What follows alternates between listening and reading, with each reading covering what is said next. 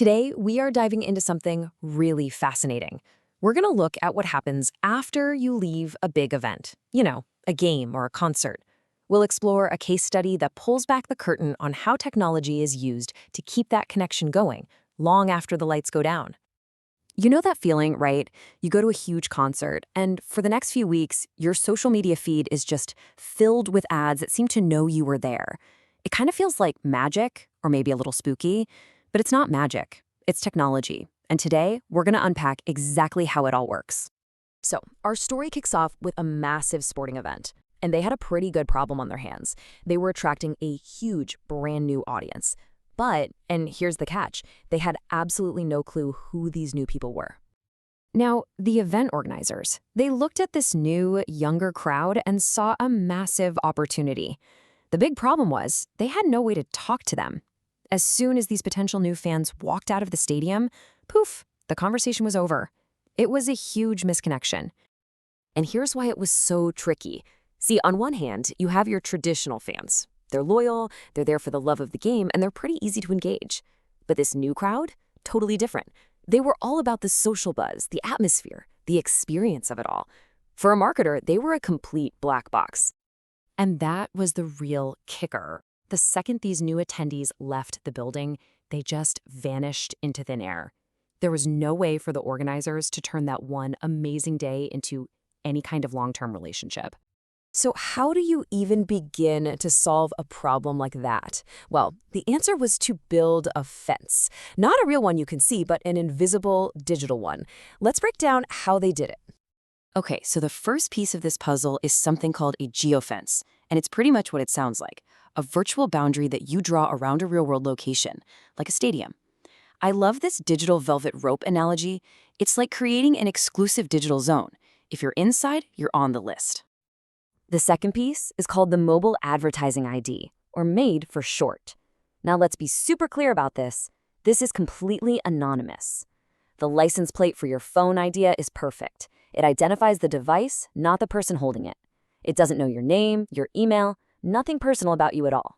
So here's the play-by-play of how it all came together. Step 1. On game day, a company called Mapcite drew that digital geofence around the stadium. Step 2. As people and their phones came into that area, their anonymous MADs were spotted. And finally, step 3. All of those anonymous IDs were bundled together, creating a brand new digital audience made up only of people who were actually there. Now, this next point is absolutely critical to understand, and it's a direct quote from the study. No personal information was collected. No names, emails, or identities were exposed. The entire strategy was built on a foundation of privacy. And just to really hammer that home, this data only comes from devices where people have already agreed to receive advertising signals.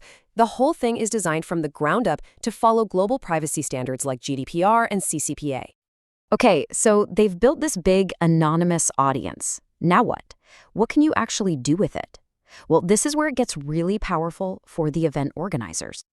What they had in their hands now was basically pure gold for any marketer. I mean, think about it.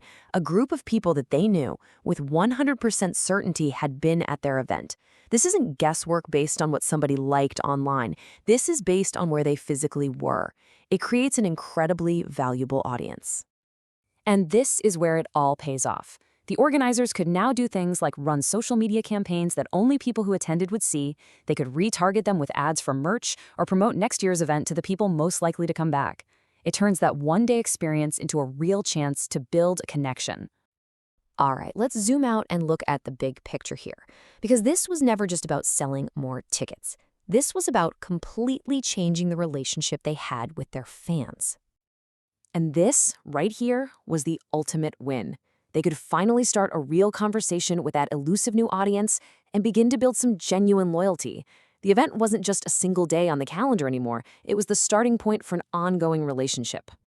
Really, this case study is a perfect snapshot of modern engagement. It's all about using technology in a smart, privacy-first way to keep the conversation going and actually measure what works.